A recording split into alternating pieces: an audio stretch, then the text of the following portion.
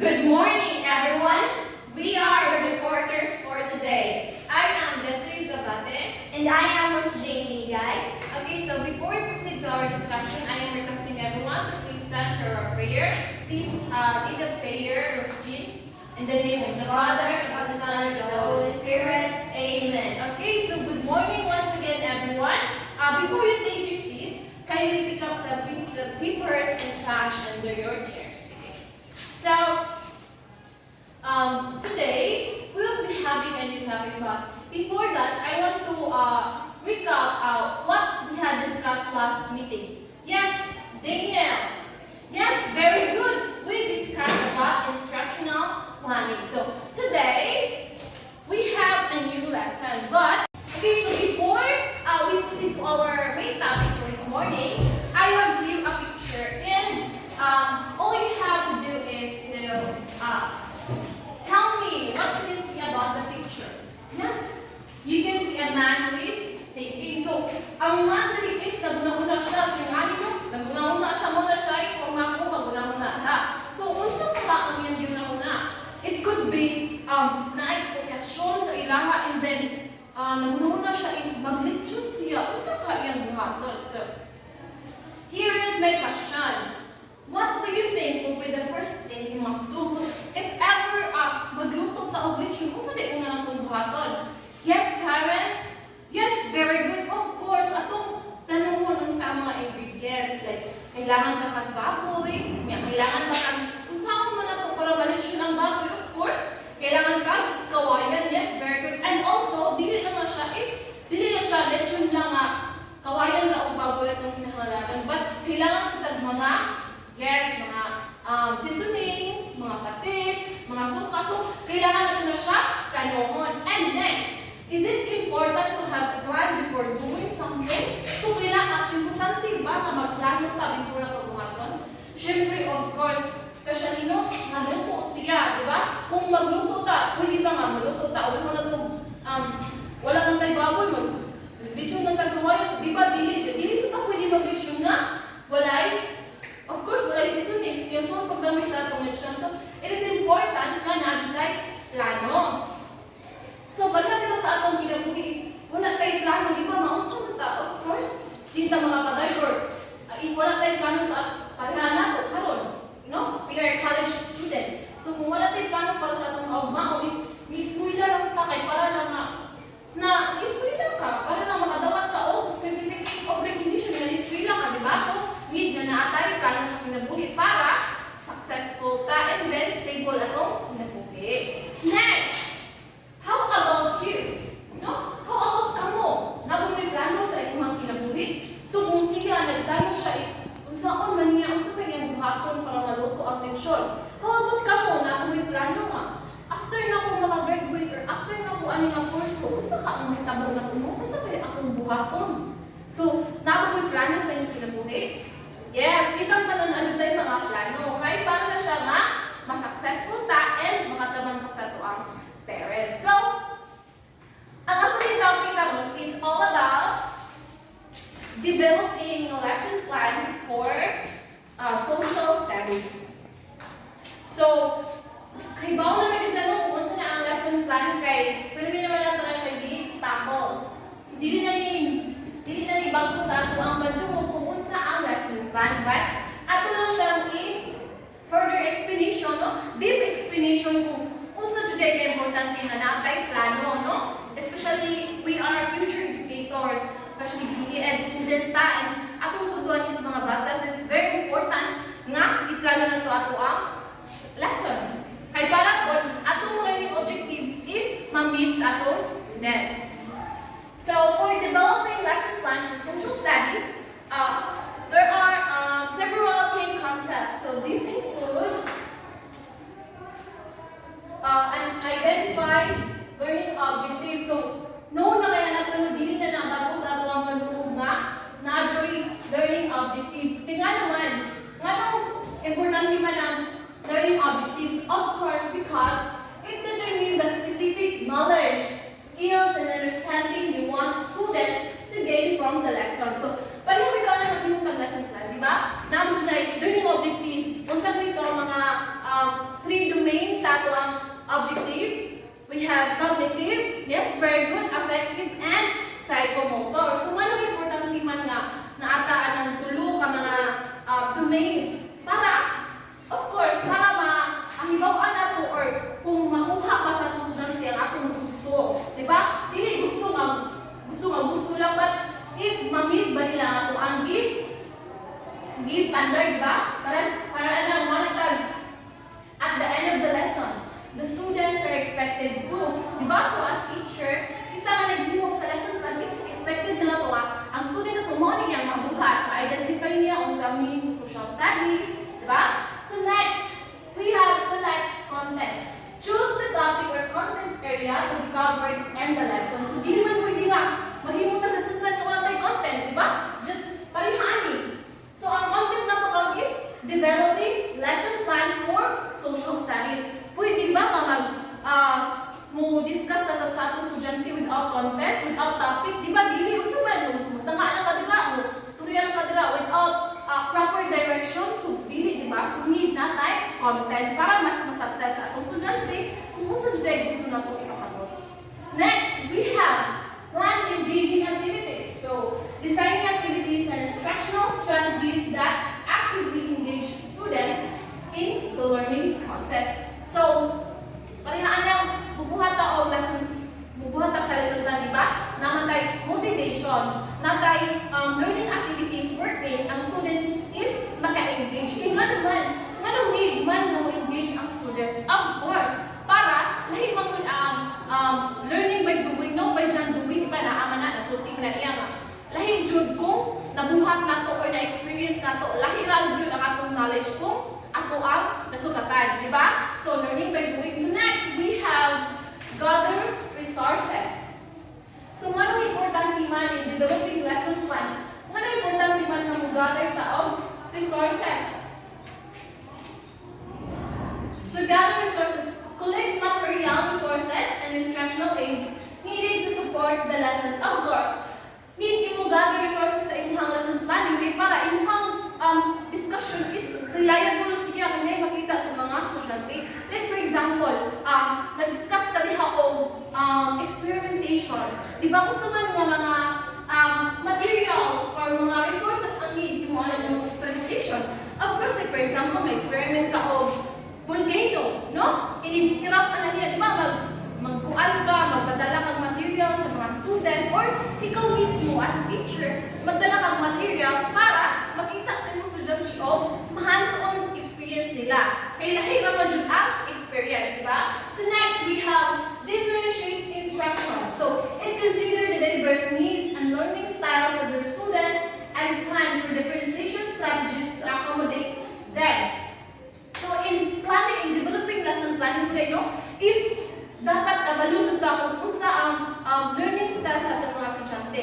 Di ba kapila na nato natakal ang differentiated instruction. So, diha is makuha nato or makahibalo ta as a teacher kung saan din ako pag-approach sa akong student. Kung sa din nga strategy dapat approach na ko ani nga student na dili siya visual learner, dili sa siya auditory. So, unsa jud kaha basit ba dili kinesthetic siya. Di ba? So, dapat ato na siya i-consider. So, in developing lesson planning, na dapat makabalo pa kung sa asaman mas maayo akong estudyante para mas na akong mahatag nila nga discussion or lesson para makuha nila ang learning objectives.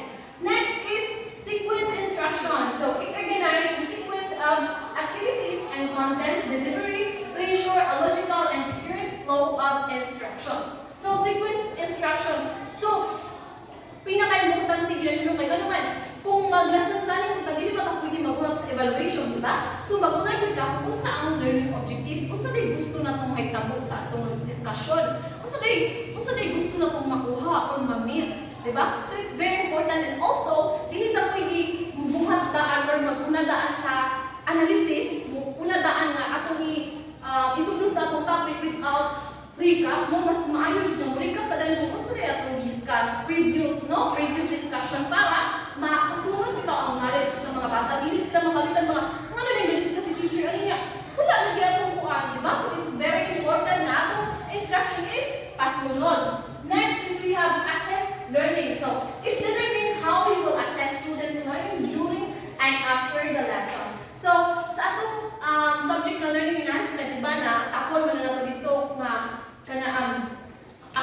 sa discussion is na summative assessment. So dili po in developing lesson plan na po assess learning during and after the lesson. So hanong apin mo siya sa lesson plan, of course, para makabalo ka kung kanang effective ba itong lesson. So during the discussion, no? During the discussion, kung sa manang mga assessment ka pwede integrate, pwede niyo i-integrate ang oral, di ba? Oral participation. Like, ask the student about a certain question about their topic, and then imo na mo tawag ng randomly. So, oral participation. And after sa lesson, mo siya gitawag ang summative assessment wherein magpa-test ka o tapos taas na, no? Paper and pen test. So, mo siya assess learning kung saan siya pag-assess ng student. So, next is we have reflect and revise. So in developing lesson plan, importante man nga atong i-reflect o i-revise. So importante siya nung reflect on the effectiveness of the lesson after it has been taught. So importante kayo nga mag-reflect o revise ka kay para makawala ta asa din gabitan ng kuha, ano din dili pa ni siya kamao. Dili ko enough akong discussion. Di ba sa mga kamutan na ano din gamay ka po siya score nga. Itarong naman ito mako-discuss. Kung saan may problema, ihatag na lang ko tanan. So, din ha, is makabalkat, kung saan may dapat akong bato. Kuwang ba ang mga strategies? Kuwang ba akong kaalam, akong knowledge? Kuwang ba akong hatag nila ng mga lessons? Kuwang ba? So, muna siyang reflect and revise. Next is we have align with the standards. Diba? Nag-reflect and revise ka. So, ito siyang, nakunang ka nga. Or after mo nagpa-test nila, after assessing the learning, nag-reflect and revise ka, no? Kay, assess learning is mag-recommend ka nga gamay kong score yung bata ang area and dahil kita po siyang score. So, nag-reflect and revise ka. So, iusap mo imuhang lesson. So, pag usap mo sa imong lesson, balik na align with standards. So, ensure that the lesson plan aligns with curriculum standards, learning objectives, and assessment criteria established by educational authorities. So, dili pwede nga, after mo reflect o revise is nagbutbot na mag-usap dira without considering kung unsa ang i-establish sa educational authorities. So, kailangan alam gihapon siya. Alam gihapon sa curriculum standards. So, next is implement and reflect. So, after mo i-revise, after mo i-align sa standards, nakabuhat ka, so, imo siyang i-implement and i-reflect po din siya balik, no? Implement the lesson plan in the classroom and reflect on its effectiveness afterwards. So, direct, final na siya na implementation na if nakuha na naman sa estudyante kaya imo na mong i-reflect, i-revise. So, mo na siya. So, again, mo na siya ato topic is developing lesson plan for social studies. There are the several concepts. We have identify learning objectives, select content, plan engaging activities, gather resources, differentiate instruction, sequence instruction, assess learning, reflect and revise, align with standards, and implement and reflect. So, these are the 10 several key concepts. So, instructional planning is crucial for educators. So, particularly in social studies.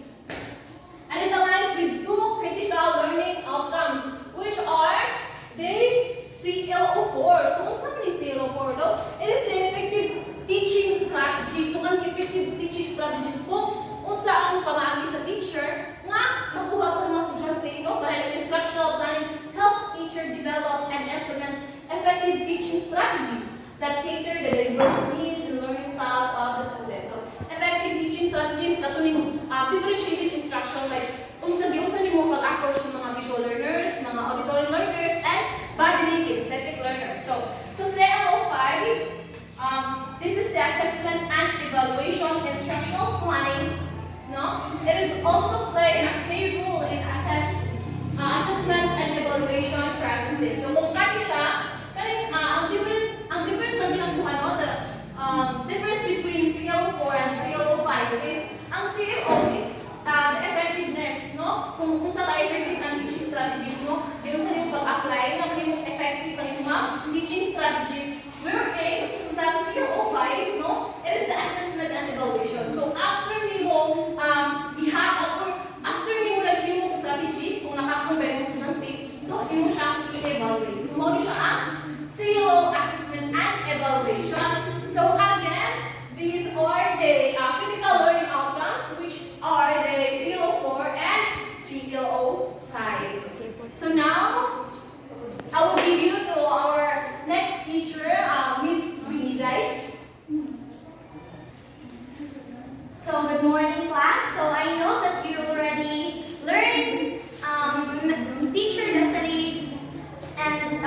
Desiree's discussion because, as we all know, we already have the knowledge, but we need to refresh it so that makabalot ang balik. Itabi ang usahay kay at kung sa akong nahinumduman karon, mawa na sa mga adlaw. So now, I have some questions. So first, what are the process of developing a lesson plan in social studies? Okay, Janine, what are those? So first is identify learning objectives, slash contents, planning engaging activities, gathering resources, differentiated instruction, sequence instruction, assess learning, reflect and revise, and align with standard, and then the last one is implement and reflect. So it is important yun ang process, dapat natay process so that mas pasunod ma-align siya tanan kung mag-regular ko implementing or reflecting. Kung saan na ito pag-identify the learning objectives, kung largo ta sa implementing, diba? So dapat i-align tanan. So next is, what is important of instructional planning? CLO 4 and 5. So CLO means critical learning outcomes. So CLO 4 and CLO 5 have a big role. It's because effective teaching strategies, imuhang strategy na gigamit pag kung saan mo pag-deliver imong discussion kay di mo makabangan ang imong student na rin ba static, auditory kanang learner or kanang visual learner. So ang CLO 5 it's also important. It's because assessment evaluation, di na mo makita kung na-learn ba ang bata nimo or wala. Di na po nimo nga, na-hope nimo evidence na ang bataan na-learn siya sa akong discussion. So the next one is, as a future educator, do you think is it essential to have planning before implementing the lesson?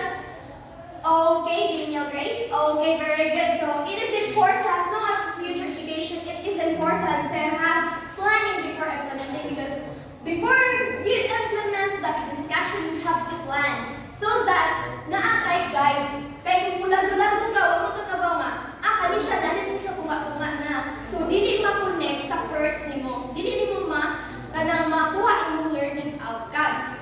So to test your understanding, I will give you a topic.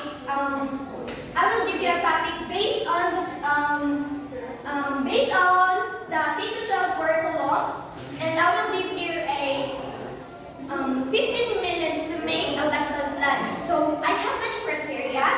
First is objective clarity, 50%, engagement strategy, 25%, assessment, 25%, and the total of 100%.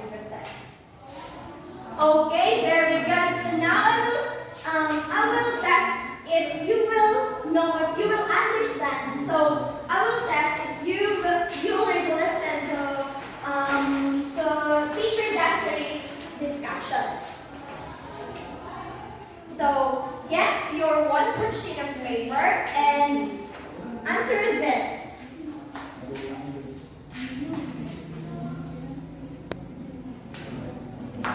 Yes, 1/4 siya. 1/4 siya ang say that. Okay, so direction and a 1/4 sheet of paper, write T if the statement is true and write F if it is not. So imo iswa sa imong 1/4 kay tira og F. So imo ni ang tira ni 1/4. I give you 5 minutes to answer. Okay, very good. So pass the paper. Sa kubangan na ninyo i-pass. Okay, so I will be the one to check your this assessment. So get your assignment notebook and copy this and now study it. So for your assignment, study more about the discussion that we had today because tomorrow we have a long quiz. So that's all for our discussion. And may I request Teacher Desiree? Yes, thank you so much, Teacher Ojin. So that will be the end for our discussion for this morning. Thank you so much for listening, everyone, and God bless. So everybody stand for our prayer.